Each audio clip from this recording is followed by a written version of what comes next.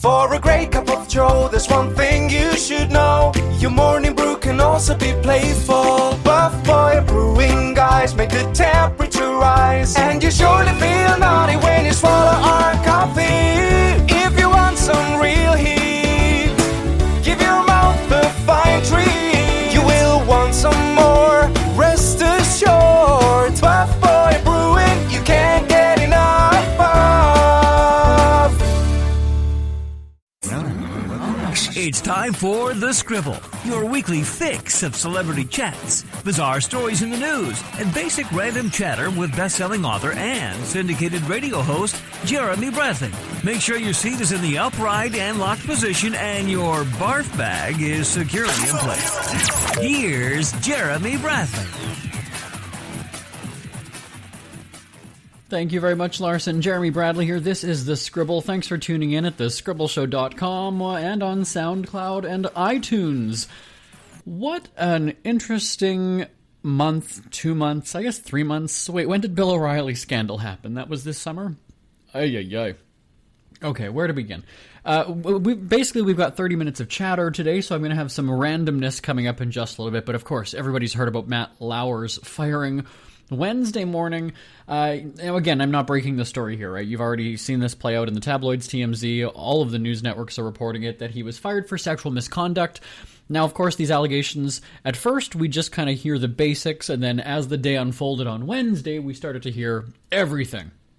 Dirty dog stories, like having a hidden button under his desk that he can lock his office door without having to get up to walk over to the... That's how you know you're a big star at the network, when you can have that installed. And I was reading the tweets, it's quite funny with people asking, that's sort of a work maintenance building sort of an issue. So the fact that that was done, and he didn't need to explain himself to anybody and say what it's for, why do you need that, what is the purpose of this lock button under a desk. And again, maybe it did raise questions and people just said, he's the star, so let him have it. Who knows, right? We're going to find all these things out in the coming days, I'm sure.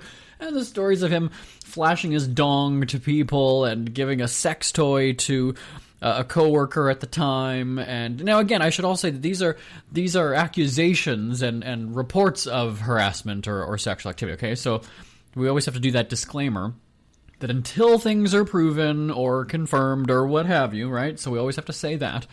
I hate the word allegedly, because then it just means it means that you're wanting to report it, but you're just saying that word because it's expected so lawyers don't hunt you down.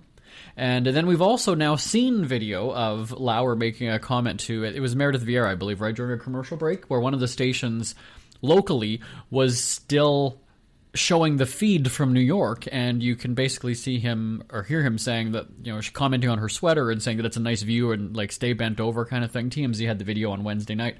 So, and then of course it sparks the debate about, these guys in power, when will they learn? Enough is enough. And I get it, don't get me wrong. I am not downplaying that these women were victimized in all these cases that we're hearing about, whether they're proven or not, but at least having the courage to come forward and put your name out there and say, hey, I was abused by this person.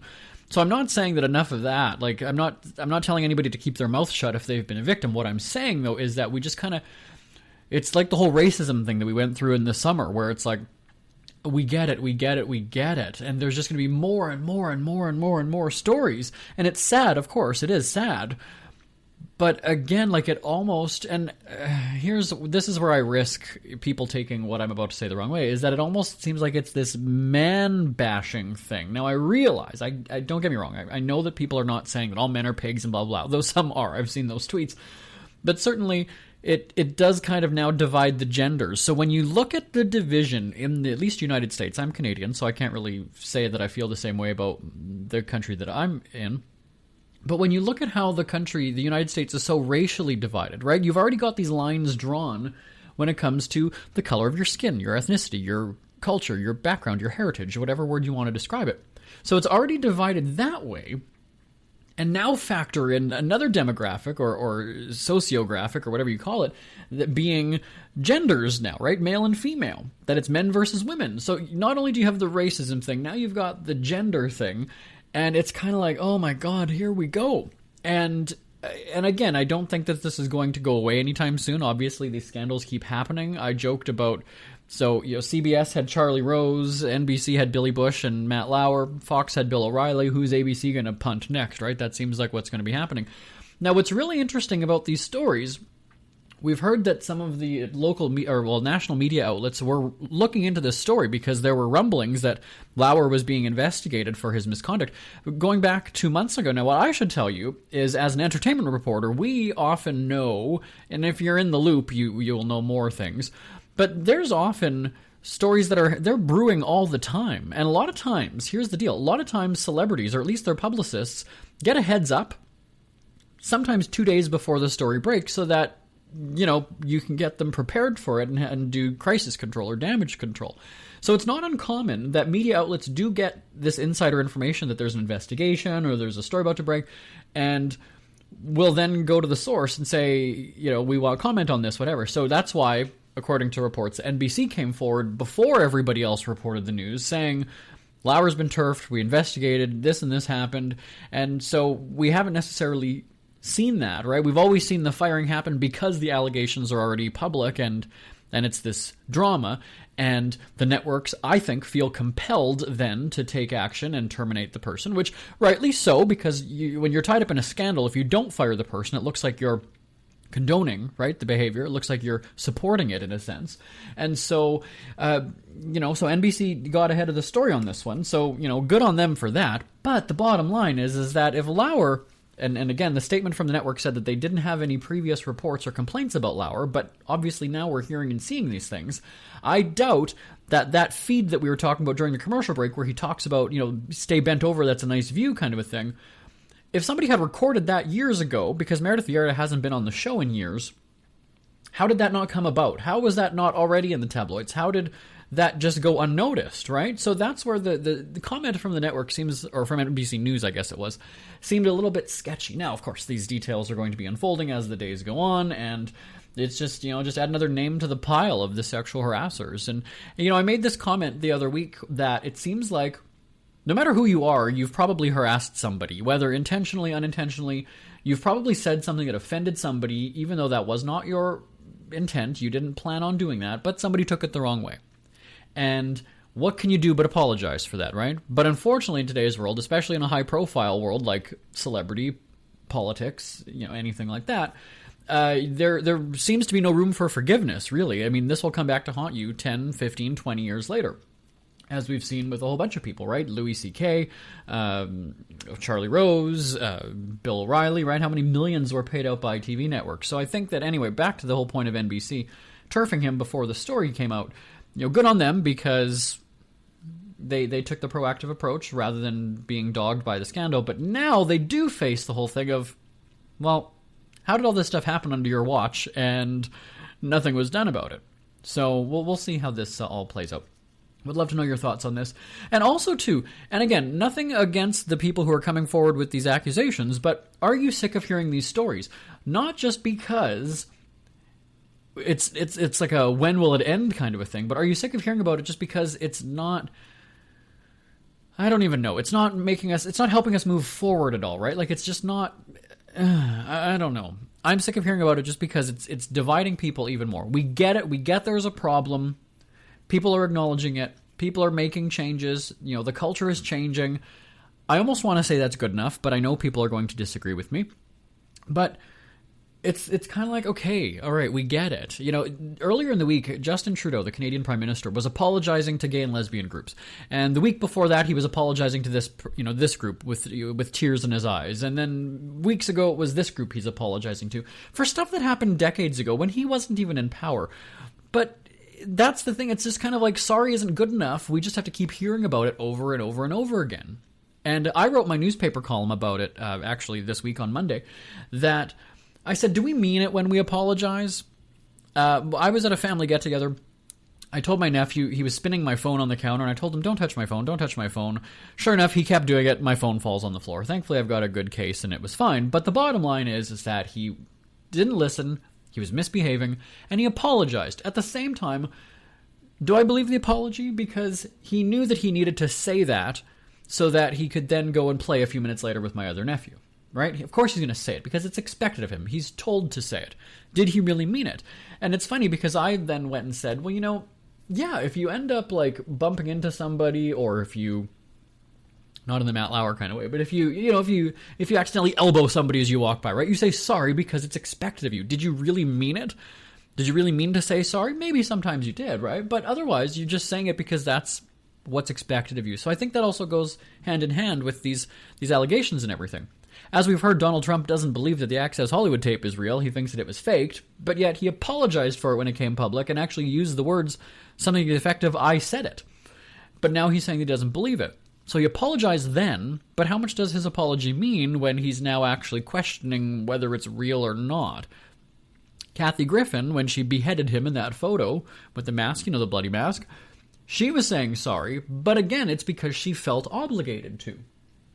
Did she really mean it? Well, now she comes out and says, no, I didn't mean it at all. I take back the apology because of the fallout that happened since. So that word sorry, I also group it in with the word love too, because you always hear these people, oh, I love you, I love this, love it. It's like, I think we were losing track of what love means as well. So love and sorry, they might be the hardest words to say, but if we don't mean them, then say them all to hell, right? Why not? All right.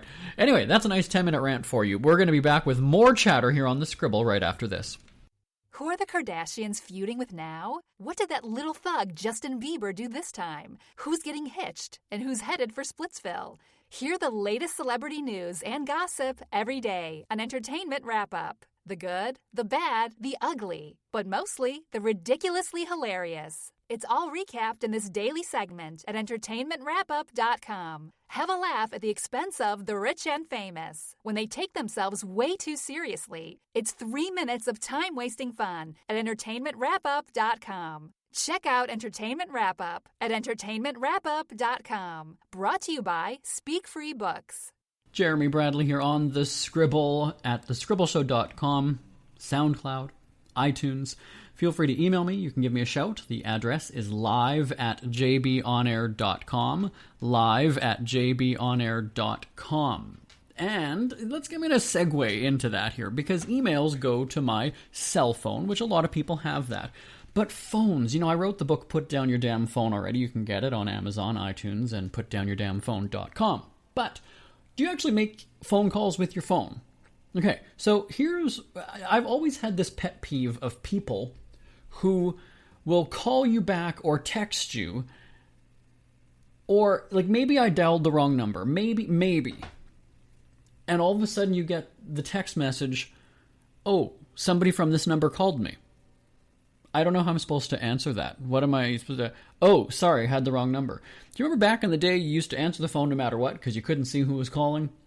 And now, for some reason, it's a number you don't recognize, so now people feel like they need to investigate and find out, why did you call me? Why did you call me? Who is this? What's going on? And so this happened to me not that long ago, and I swear to you, my phone was not even on, and I wasn't even near it. So two points that I can absolutely confirm I didn't call the person. And so I come back to my phone. I think we were taping a show or something, and my cell phone isn't near me when we're doing the show. And so I come back to the phone, and there's a text message, hi, someone from this number called me. And I wrote back, and I said, no. And they said, yes. And I said, no. But bottom line is, if I needed to get a hold of you, and you either had voicemail or I texted you, then let me try you again. It's one of those things that I don't understand. So chances are, if you didn't recognize the phone number, the person didn't leave a message, maybe it just was, in fact, the wrong number. So are you one of those people who calls the number back? Oh, I got a call from this number. Who are you? What is it? What is it about? Who's this? Like, I don't get the point of that. I really don't. And maybe it's just this, I feel this need of importance that I just need to know who you are and why you're calling me. Like, I don't, it's confusing. And I've never done it myself. I never have. I get wrong numbers all the time. And that's fine. But I certainly don't, start calling people back. I don't have, a list of, okay, there's 4 missed calls, don't recognize any of these numbers. I better start calling everybody back and find out what they wanted. No, just don't. And so the funny thing was, I had some fun with it. I played along with the person. I don't remember exactly what I said, again, because my phone is not right here. But, so when I said no, and they insisted that, yes, somebody called from this number, and I said something to the effect of, leave it alone. It almost just comes across as desperate. You that you want me to call you again, or like we should have some connection. Like it was very strange to me. And to randomly get a text message, like who just does that? Oh, you called my phone. Who is this? What did you want? Nothing. If it was important, I would have called you back, would have left you a message, or I would have texted you. Done. Deal with it. Oh, people. What are your thoughts on this? Send me an email. It'll go to my phone and my computer that's right in front of me. live@jbonair.com. live@jbonair.com. Ever had something to get off your chest but never had the balls to say it? That's a load of crap. Speak Free with JB.com is exactly what you've been waiting for. Your chance to tell it like it is and not care what anybody else thinks. Have your say on issues of the day. Join newspaper and radio columnist Jeremy Bradley as he tells it like it is. Hundreds of thousands of people have stopped by, including some well-known celebrities who have had a chat with JB and speak candidly about what's really going on in the world. You can join them too.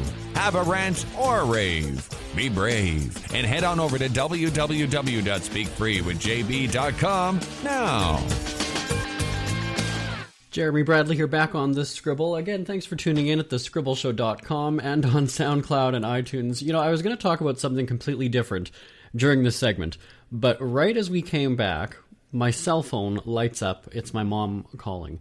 And this is one of those things where moms mean well, okay? I get it. I'm not going to turn this into a mom-bashing segment, but some moms don't necessarily understand when you're an adult and you have a job where you talk for a living, and a ringing phone actually kind of prevents you from doing your job. You see where I'm going here? When I'm on the radio, I can't have my cell phone ringing right beside me. And certainly if I'm sitting here talking to you, I can't all of a sudden be answering my phone and going, oh, hi, Mom, unless I want to put her call on the air. Now, I have had to do that a couple of times when I've been hosting Top of the Charts, our Top 40 music show, and I will actually, in the middle of speaking, I'll stop talking and answer my phone and put my mom on the air. And this is often what it is if we have a family get-together. We have a family get-together tomorrow, and she called me yesterday and told me what time the dinner is. So she's calling me again now, I guess to reiterate the time. I don't even need to hear the voicemail or answer the call. I know what's going to happen is she is going to be calling me to once again tell me what time the dinner is. I would bet my house on this, that's exactly why she's calling. And if I dialed into my voicemail right now that it's blinking, I can see she left a message. That's probably what it's about. It really is. And so it's funny where I almost want to answer the phone and say, I know, 3:30, and then hang up. Because that's what time she told me yesterday when she called me. And she called me specifically just for that reason, by the way. She called me just to tell me what time the dinner was. So it's not like I'm going to forget because she told me a week ago. She made a special call just about that yesterday. And there's going to be another one today. And then she's probably going to call me tomorrow when we have the dinner, or when we're about to have dinner, and remind me again what time it is. It's funny, too, because also, my parents just got an iPhone, and for the longest time, they still had one of those flip phones that you really, I guess you could text on it, they just didn't. And so I woke up one morning, and I've said this before, and I even wrote it in my book, Put Down Your Damn Phone Already, I don't sleep with my cell phone right beside me, so it's not like she woke me up. So I woke up, I came downstairs in my house, and my phone is downstairs. It's not even on the same floor as where I'm sleeping, because I just need that silence or that peace away from a phone. And I turn on the phone, and here's a text from their cell phone, which is very odd, because I've never really had that before. And it's something to the effect of, hi, this is your mother, we got an iPhone, we're with the new technology, or the new whatever. And I just thought, oh, great. And so somebody had said to me, oh, you know what, don't worry. Parents don't go crazy with text. Well, I'm one of those people now that I almost want to do screenshots of like, oh my God. So what happens is when she calls me and she doesn't get me answering the phone, she'll then send a text about what she was calling about. And I can actually appreciate that because, like I said, I can't answer a ringing phone as I'm talking to you. I can write back to a text as I'm talking to you. I am that talented, believe it or not. And so it's like, you know, I'm taping a show on this day at this time, or, she doesn't know the ins and outs of my schedule, but she does know there are certain days of the week and times that I am busy with radio shows. And so anyway, so it's quite funny too, because I will also razz her. The last thing that I want is, a parent texting me while I'm on vacation or while I'm doing whatever. But my mom's a teacher, and so I do get a kick out of her typos. And you can't even blame autocorrect, because I don't even think they have autocorrect set up on their phone. But I do, like, she'll say, I need to know if you're going to be ready at 3:30 for the dinner. And they'll have 3 question marks at the end. And so I'll write back to the teacher and ask, what exactly is the question here? Why are there question marks? What are you asking me? Then you need to ask it as a question. Are you going to be ready at 3:30 for dinner, right? So I do. I get on her case about that. It's just one of those things that I'm that type of a kid. I'm a dick. I'm a dick to my parents sometimes, but, you just kind of have to be. Sometimes you just have to go and say, they're my parents. There's really nothing I can change about that unless Maury calls me up and tells me something different. But anyway, yes, you got to razz your parents once in a while. So I will call my mom back when I'm done this show. If maybe I'll just text her, really. That's the easiest way. Have you ever had that where you have somebody who calls you even just to ask one question and it turns into a 10-minute phone call? And there's a time when you want to just go and say, you know what, you could have just texted me and I could have answered you and we could have been done with it. I have to start to train and it's my mom that's the texter. My dad really couldn't give 2 craps about texting. It's my mom that does it. It's my mom. Anyway, one less gadget to worry about it just for my dad. Just give her the phone, let my mom handle the phone. She can do it. I'd love to hear your parental texting stories. Send me an email, live@jbonair.com, live@jbonair.com. It's never too early to start thinking about your next holiday. Have you checked out Mexico recently? From tequila tasting, swimming with horses, to ziplining through the jungle and watching whales and dolphins in their natural habitat, Puerto Vallarta has it all. Visit mexico.jbonair.com to see all the fun PV has to offer. That's at mexico.jbonair.com for hundreds of photos, interviews, and videos from around the tourist hotspot. Check out mexico.jbonair.com for all the fun. That's mexico.jbonair.com. Jeremy Bradley back here on The Scribble. Thanks for tuning in at thescribbleshow.com and on SoundCloud and iTunes. If you have a pet, if you've got a dog, I'm going to talk to the dog owners on this one. You can probably relate to this story. There are times when you want your dog's attention, right? Maybe they're laying on the floor and you want them to come up, so you say, okay, come here, come up, and they'll do it. I will often get upset when they don't, because my dogs are very cuddly and they will often want to be near me, on my lap, on my feet, somewhere at all times. But then you have those moods where you're just like, oh, I just don't want to, just get away from me, right? And then I feel bad because I've sent them away or whatever it is. Or they're being annoying and they don't realize that. Case in point, when I was doing a radio segment, or I was doing something for work, or I was writing something, and one of my dogs comes up and he's holding his toy, he's maybe holding a ball or the rope that we play with, the tug of war, and he's standing there, and in the corner of my eye, I see him, and he wants to play, and he's ready, and he's excited. And then I get mad, right, because he's annoying me, he's distracting me. And I've done that for years, but then I had to have a change of heart, because I started to think about it and say to myself, he woke up just out of nowhere and said, hey, I want to play with you. And I'm sitting here going, I don't want you to pay attention to me. I don't want you staring at me. I don't want you in my face. And when you think about it, you're kind of all that he has, right? As much as he can maybe stand at the fence and watch people walk by when he's outside, or he can, bark at a dog 3 houses down and not really see them, but just bark at them.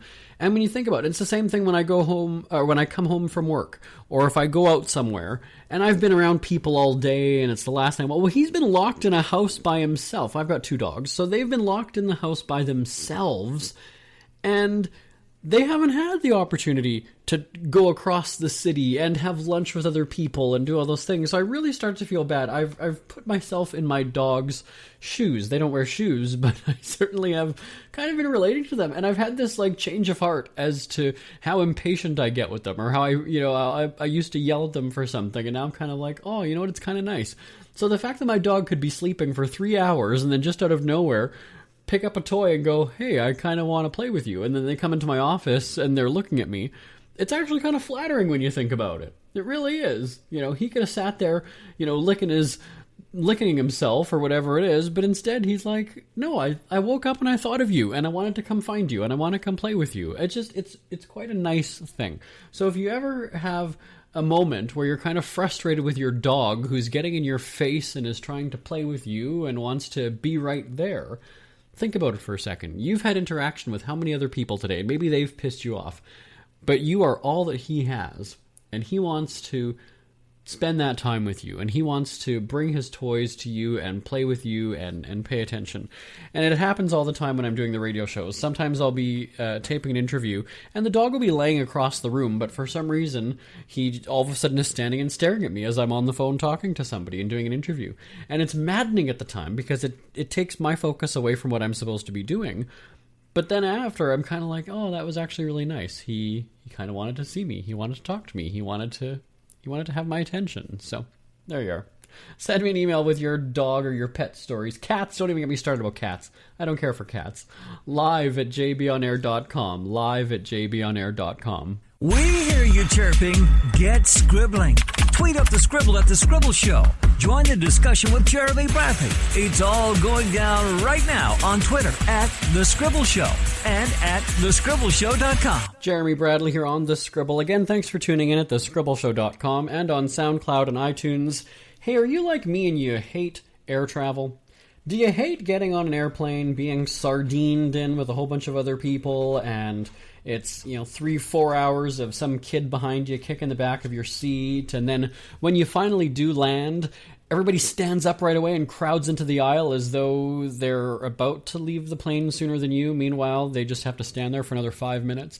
Anyway, I was on a trip not too long ago, and I gotta tell you, it reminds me that I hate traveling. I hate the airport. I hate going through security. I hate having to unpack my electronics and then pack them up again, and then getting lectured that if I've got batteries that I should put them in a separate bag, or because every airport is different. Some of them you take your shoes off, some of them you take off your sweatshirt, some of them you take this off, you do that. I don't even know anymore. I don't even know. So if I do something to appease one of them, it pisses them off at the other airport. I don't know. I just can't win. And so lost bags. Let's talk about this for just a second. No, even just the cost of flying to begin with. It seems to be going up now, and it's not like they have a short... They're not on a short supply. They're overselling the flights. People are crammed in. They're packed. So you know what? Lower the prices then. It's supply and demand. If people weren't flying and you were running this risk of having an empty plane, okay, then I understand jacking up the price because you need to compensate and make up that money. So here's the deal.